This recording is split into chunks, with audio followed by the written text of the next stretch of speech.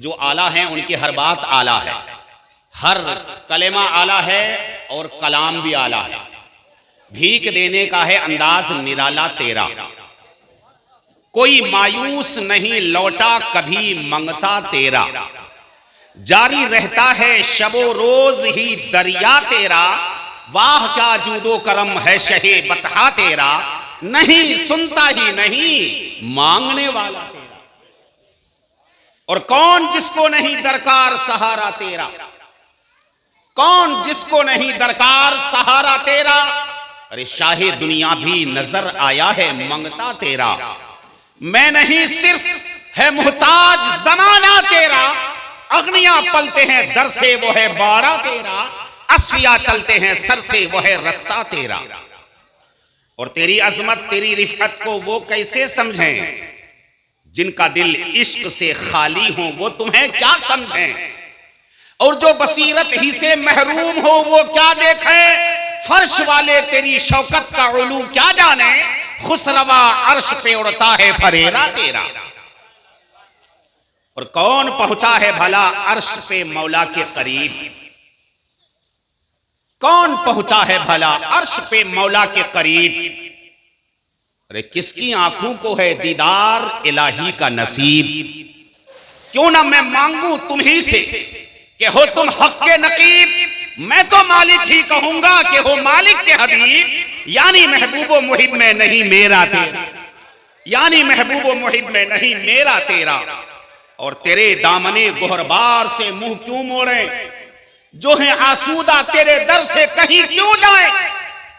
अपने आगे वो जमाने को भला क्या समझें, तेरे कदमों में जो है गैर का मुंह क्या देखें। कौन नजरों में चढ़े देख के तलवा तेरा, कौन नजरों में चढ़े देख के तलवा तेरा। अल्लाह फरमाता है जानने वाले और न जानने वाले आपस में बराबर नहीं हैं। अल्लाह ने फरमाया कुल, ए महबूब फरमा दीजिए, हल यस्तविल लज़ीना यअलमून वल्लज़ीना ला यअलमून, क्या जानने वाले और न जानने वाले आपस में बराबर हैं। कहीं अल्लाह ने फरमाया हल यस्तविल ज़ुलमात वन्नूर, क्या अंधेरा और उजाला आपस में बराबर है। कहीं अल्लाह ने फरमाया हल यस्तविल अअमा वल बसीर, क्या अंधा और अखियारा आपस में बराबर है। जिस तरह अंधा और अखियारा आपस में बराबर नहीं, जिस तरह तारीकी और उजाला आपस में बराबर नहीं, इसी तरह जानने वाला और न जानने वाला भी आपस में बराबर नहीं। मुस्तफा फरमाते हैं तुदारिसुल इल्म साअ खैरुम मिन अहयाइहा, एक लम्हा एक घड़ी गुफ्तो सुनीद मसाइल के बारे में सीखना और सिखाना, दीन के बारे में सुनना और सुनाना, रात भर की नफली इबादत से बेहतर है। एक बंदा वो है जो रातों रात सजदे पे सजदा, क़ियाम पे क़ियाम, क़िरात पे क़िरात, रुकू पे रुकू, सजदे पे सजदा, तिलावत पे तिलावत, इबादत पे इबादत, रियाजत पे रियाजत कर रहा है, पूरी रात निकाल दी। और एक वो बंदा है जो फर्ज अदा करके किसी आलिम दीन के सामने जानवे अदब तय करके दीनी मसाइल के मामले में गुफ्तो शुनीद कर रहा है। हजरत क्या जायज है, क्या नाजायज है, क्या हलाल है, क्या हराम है, गुस्ल का तरीका क्या है, वजू का तरीका क्या है, ये सीखने वाला और एक तरफ रात भर सजदे में रहने वाला, एक लम्हा अगर दीन सीख रहा है और कोई रात भर इबादत कर रहा है, तो उस रात भर की इबादत पर ये एक लम्हा दीन के मामले में सुनना और सुनाना उन सब पर भारी है, रात भर की इबादत पर भारी है। मुस्तफा फरमाते हैं जो दीन सीखने के लिए घर से चला, दीन सीखने के लिए अपने घर से निकला, आलिम दीन तक पहुंचने तक जो रास्ते में जो दुश्वारियां आ रही हैं, हम ये समझ रहे हैं कि ये मदरसे में जाने वाला, मदरसे में पढ़ने वाला, पैरों में जूती सलामत नहीं, चप्पल सलामत नहीं। मुस्तफा फरमाते हैं ए मेरे गुलामों, जब दीन सीखने के लिए कोई बंदा घर से निकलता है तो फरिश्ते उनके पैरों तले अपने परों को बिछा दिया। मछलियां समंदर में चूटियां सुराखों में, परिंदे खलाओं में उस दीन सीखने वाले के लिए दुआई रहमत, दुआई मगफिरत करते रहते हैं।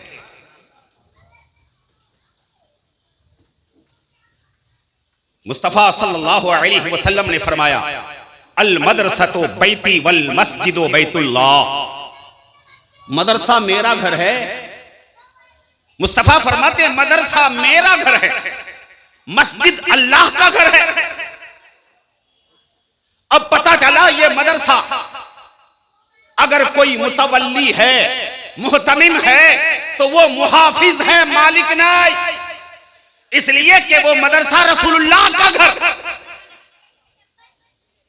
और उन मदरसों में पढ़ने वाले रसूलुल्लाह के मेहमान, पढ़ाने वाले रसूलुल्लाह के वारिसीन। तो आप इन बच्चों को यह हकीर न समझें। इन मदरसों से निकलकर जो हाफिज कुरान बनकर निकल रहे हैं, अल्लाह की कसम, अल्लाह के नबी फरमाते हैं, हाफिज कुरान जिसके सीने पे कुरान है उस पर मिट्टी को अल्लाह ने हराम कर दिया है कि किसी हाफिज कुरान के जिस्म को, जब हाफिज कुरान को मिट्टी नहीं खा सकती तो जिस जात पर कुरान उतरा है, रसूलुल्लाह के जिस्म को मिट्टी कैसे खा सकती है। मुस्तफा फरमाते हर्रमल्लाहु अलल अर्द अन ताकुला अजसादल अंबिया इन्ना नबियुल्लाह हय्युन व युरज़क़। बेशक अल्लाह ने जमीन पर हराम कर दिया है कि किसी भी नबी के जिस्म को खाए। बेशक अंबिया किराम अपनी अपनी कब्रों में जिंदा हैं और अल्लाह की तरफ से उन्हें रोजी भी मिलती है। अरे जब सारे अंबिया जिंदा तो इमामुल अंबिया तो बदरजे औलद। तो हम सब के प्यारे नबी और हम जिंदा नबी के मानने वाले जिंदा उम्मती हैं। ये मदारिस इस्लामिया, इन मदरसों की कदर कीजिए, कदर। ये मदारिस इस्लामिया दीन के किले हैं। आज अगर दीन महफूज है तो मदारिस से मस्जिद का तहफ़्फ़ुज़, मीनारों मिंबर का तहफ़्फ़ुज़, हमारे सरों पे टोपियों का तहफ़्फ़ुज़, हमारे चेहरे पे दाढ़ियों का तहफ़्फ़ुज़ मदारिस इस्लामिया की बुनियाद पर है। इसलिए कि इमाम दिया हमें मदरसे ने, मस्जिद की अहमियत बताई मदरसे वालों ने, चेहरे पे दाढ़ी की अहमियत बताई मदरसे वालों ने, सजदा करने का सलीका सिखाया मदरसे वालों ने। पता चला मस्जिद बाद में है, मदरसा पहले है। लिहाजा इन मदरसों को खोखला करने के चक्कर में मत पड़ो, तुम खोखले हो जाओगे। मदरसों को बर्बाद करने के लिए मत सोचो, बर्बाद तुम हो जाओगे।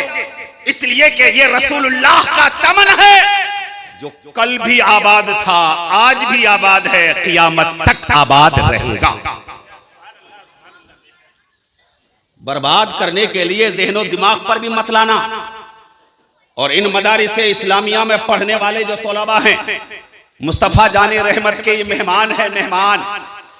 आज अगर तुम अपने मेहमान को किसी के घर दावत पर भेज दो तो आपका दिल खुश होता है, पड़ोसी ने हमारे मेहमान की दावत की।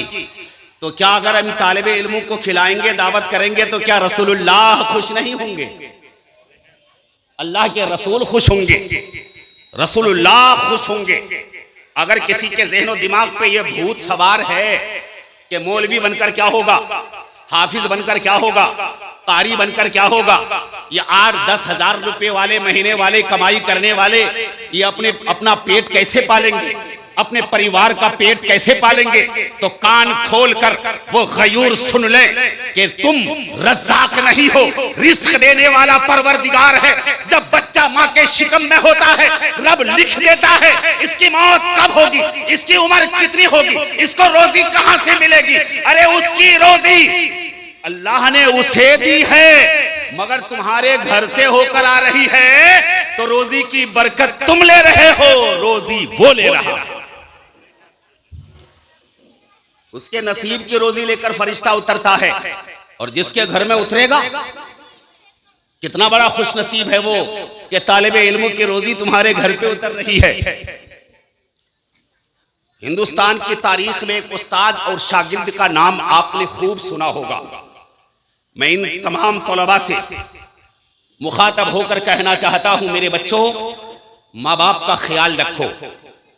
माँ बाप की रिजा के बगैर अल्लाह की रिजा नहीं है। माँ बाप के साथ हुकूक़े वालिदैन में आला हजरत फरमाते हैं, असातिज़ा भी माँ बाप से कम नहीं है। कुछ मामलात में असातिज़ा का मकाम माँ बाप से भी ज्यादा है, इसलिए कि माँ बाप जाहिरी परवरिश का जरिया है, मगर असातिज़ा रूहानी तरबियत का जरिया है। जब जब अल्लाह तुम्हें कोई खुशी का मौका दे तो माँ बाप को भी खुश करना और अपने असातिज़ा को भी खुश करना, उन्हें फरामोश मत करना। हिंदुस्तान की तारीख में एक नाम आपने सुना होगा, हजरत औरंगजेब आलमगीर अलैहि रहमत व रिदवान, जो उस तारीख को मस्ख करके अवाम तक पहुंचाने की कोशिश की जा रही है। हजरत औरंगजेब आलमगीर की जात वो जात है जो बैतुल माल से पैसा लेकर अपने घर की परवरिश नहीं करते थे, बल्कि टोपियां तैयार फरमाकर अपने हाथों से टोपियां बुन बुन कर उसको फरोख्त करके अपने घर वालों का खर्चा पूरा किया करते थे। तारीख को जरा पढ़ोगे तो पता चलेगा कि औरंगजेब आलमगीर जाबिर नहीं थे, बल्कि आदिल बादशाह गुजरे हैं। आपके उस्ताद हजरत मुल्ला जीवन अलैहि रहमत व रिदवान का नाम आज भी मदारिस इस्लामिया में सुर्खियों पे आपको मिलेगा। उनकी मशहूर जमाना किताब मदारिस इस्लामिया में नूरुल अनवार पढ़ाई जाती है। आप अमेठी के रहने वाले, लखनऊ में आप तालीम दिया करते थे। आपके शागिर्दों की फहरिस्त में औरंगजेब आलमगीर का भी नाम था, मगर वक्त आ गया कि औरंगजेब आलमगीर हिंदुस्तान के बादशाह बन गए, तख्त नशी हो गए। तख्त नशी होने के बाद अरीजा भेजा अपने उस्ताद मोहतरम को, सरकार आपकी दुआओं के तुफैल मैं बादशाह हिंदुस्तान बन गया हूं, हिंदुस्तान का तख्त नशी बन गया हूं।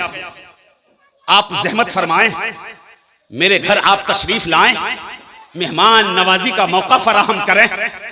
उस्ताद को जब ये खत मिला, उधर से उस्ताद ने जवाब लिखा, बेटे मुबारक हो, रियायत के जो हुकूक हैं उसका ख्याल रखना। मैं दरमियानी साल में आ नहीं सकता, तातीले कला बड़ी छुट्टी जो शाबान में होती है, शाबान की छुट्टी में आऊंगा और उस्ताद और शागिर्द मुकम्मल रमजान शाही मस्जिद में गुजारेंगे। शाबानुल मुअज़्ज़म में छुट्टी के बाद हजरत मुल्ला जीवन तशरीफ ले गए दिल्ली। उस्ताद शागिर्द शबो रोज एक ही जगह क़ियाम, तहज्जुद की नमाज जामे मस्जिद में, फिर वही दर्सो तदरीस, गुफ्तो शुनीद, इबादत गुजार, तक़वे वाला, तहारत वाला, पाकीज़गी वाला, खानदगी व बंदगी वाला हजरत औरंगजेब आलमगीर की साथ रातों दिन उस्ताद और शागिर्द सिर्फ दीन के मामलात, दुनियावी कोई बात अपने उस्ताद के सामने कोई मामला पेश किया ही नहीं। ईद की नमाज हजरत ने जामे मस्जिद में अदा की। ईद की नमाज के बाद जब रुखसत होने लगे, हजरत औरंगजेब आलमगीर ने अपने उस्ताद के लिए एक चवन्नी तोहफे में पेश की। कितनी? एक चवन्नी। हजरत मुल्ला जीवन उस चवन्नी को लेकर घर तशरीफ ले आए। चवन्नी से बिनोला खरीदा, बिनोले से कपास की खेती की। कपास की खेती में रब ने इतनी बरकत दी, इतनी बरकत दी, इतनी बरकत दी कि चंद सालों में ही आप जमींदार हो गए। हजरत औरंगजेब साउथ तशरीफ ले गए दीन इस्लाम की तबलीगो इशाअत में, उसमें चंद साल गुजर गए। वापसी पर आपके वजीर ने कहा, हजरत अगर इजाजत दें तो आपके उस्ताद के पास टैक्स वसूली के लिए खत भेज दूं। औरंगजेब आलमगीर बोले, मेरे उस्ताद गरीब तंगदस्त, अब टैक्स वसूली का क्या मतलब? वजीर ने कहा, हजरत बहुत बड़े जमींदार हो गए हैं अमेठी के। आपने फरमाया अभी कोई जरूरत नहीं है। हुक्मनामा सादिर करने की कोई जरूरत नहीं। आपने खत लिखा, फिर कहा हजरत आप तशरीफ ले आए। काफी दिनों के बाद साउथ से लौटना हुआ है। वो खत पाते ही मुल्ला जीवन फौरन दिल्ली तशरीफ ले गए, वो भी शाबान का महीना। शाबान के महीने में जब आप तशरीफ ले गए, वही लिबास जो पहले था वो अब भी है, वही टोपी जो पहले थी वही अब भी है, वही गुफ्तगू का अंदाज जो पहले था वो अब भी है। हजरत औरंगजेब आलमगीर के अंदर हिम्मत ना हो सकी कि पूछूं कि हजरत मैंने सुना है आप जमींदार हो गए। हजरत अगर जमींदार होते तो लिबास से पता चलता, हजरत अगर मालदार होते तो गुफ्त शुनूस से अंदाजा लगता, हजरत अगर मालदार होते तो आपके जाहिरी चाल ढाल से पता चल जाता।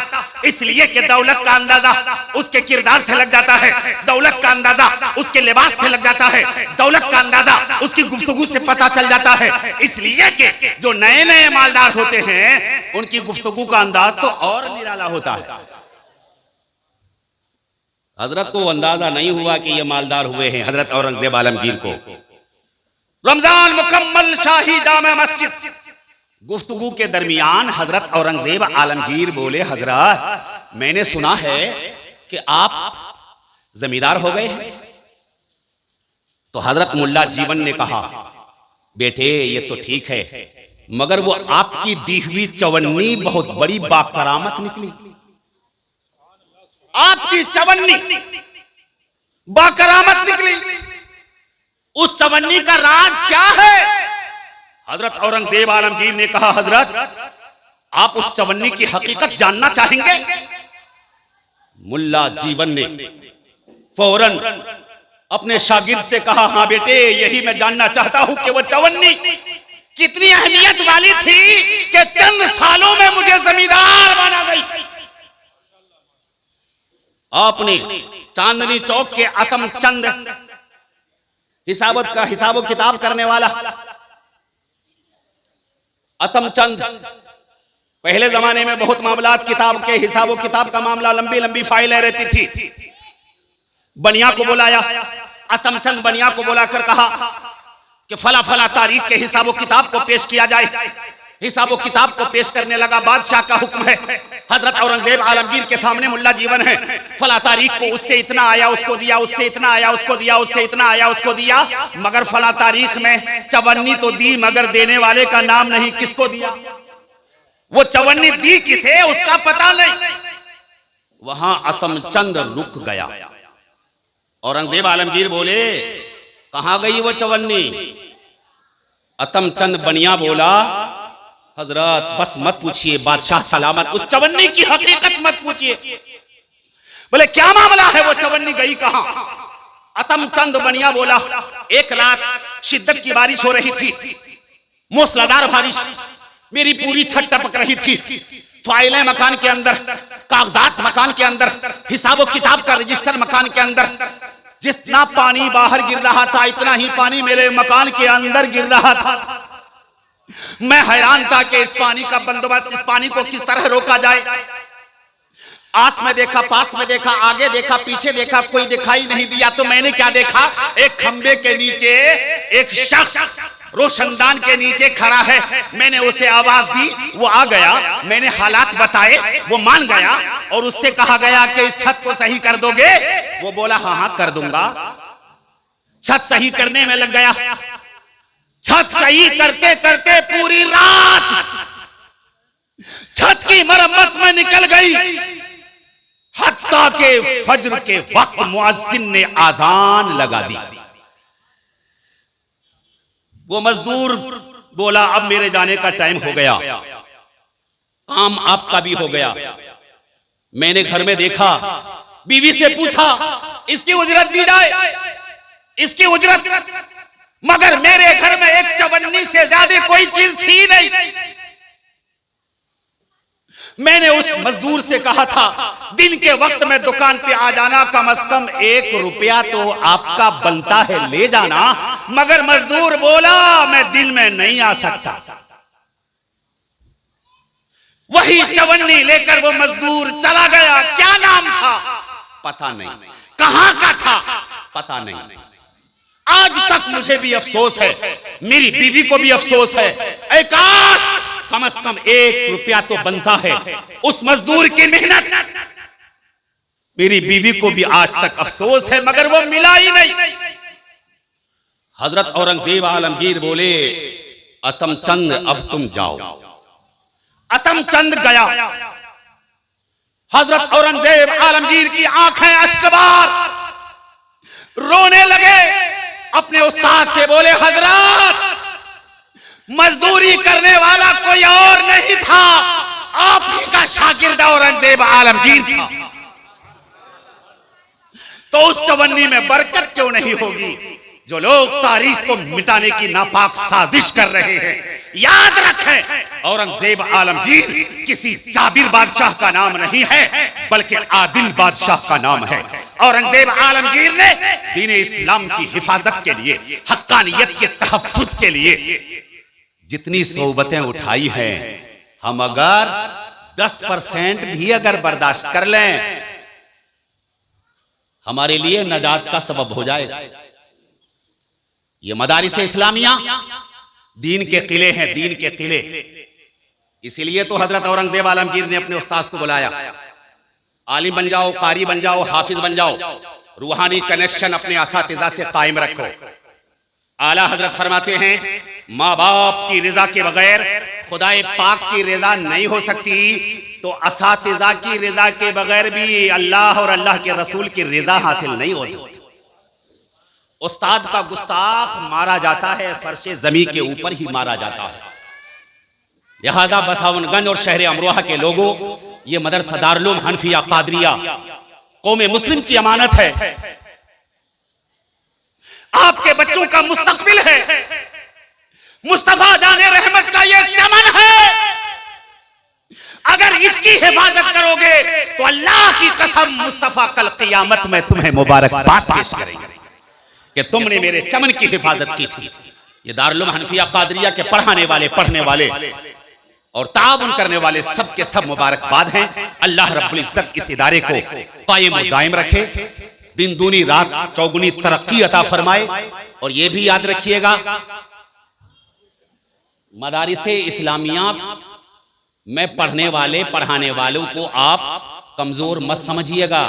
अपने बच्चों को पढ़ाइए, पढ़ाइए। आप समझते हैं डॉक्टर बन जाएगा, मालदार कर देगा, कोई जरूरी नहीं है, कोई जरूरी नहीं है। हाफिज कुरान अगर बना दोगे तो कम से कम अल्लाह रब्बुल इज्जत की बारगाह में तुम्हारे लिए दुआई मगफिरत तो करेगा, इसकी गारंटी है। बहुत से लोगों के ज़हन दिमाग में है दीनी तालीम और दुनियावी तालीम। दीनी तालीम और दुनियावी तालीम ये दोनों ही हमारी तालीम है। अंग्रेजी, हिंदी, मैथ, साइंस, हिसाब ऐसा मत समझना कि ये गैरों का इल्म है और ये सब अपना ही इल्म है। अगर कोई इंग्लिश कुरान की तफसीर में मदद दे तो वही दीनी तालीम है। अगर कोई अरबी कुरान सीख कर बेचे वो दुनियावी तालीम है। जो दुनिया हासिल करने के लिए कुरान सीखता है वही उसके लिए दुनियावी तालीम है। दुनिया हासिल करने के लिए हदीस सीखता है वो भी उसके लिए दुनियावी तालीम है। अगर दीन सीखने के लिए कोई अंग्रेजी सीखता है, दीन सीखने के लिए कोई हिंदी सीखता है, ये तो एक जबानें हैं, जबान। कोई उर्दू जबान, हिंदुस्तान में न जाने कितनी जबानें हैं, बंगला है, गुजराती है, बिहारी है, बंगाली है, न जाने तमिल है, क्या क्या जबानें हैं। तो वो क्या जबानें दुनियादारियों की है? अरे अल्लाह फरमाता है अल्लमा आदम अल अस्मा कुल्लहा, हजरत आदम अलैहिस्सलाम को सारी चीजों के नाम, सारी जबानें अल्लाह ने सिखा दी थी। सारी जबानें हमारी है। अल्लाह रब्बुल इज्जत हमें अमल खैर की तौफीक अता फरमाई। अस्सलामु अलैकुम व रहमतुल्लाहि व बरकातहू।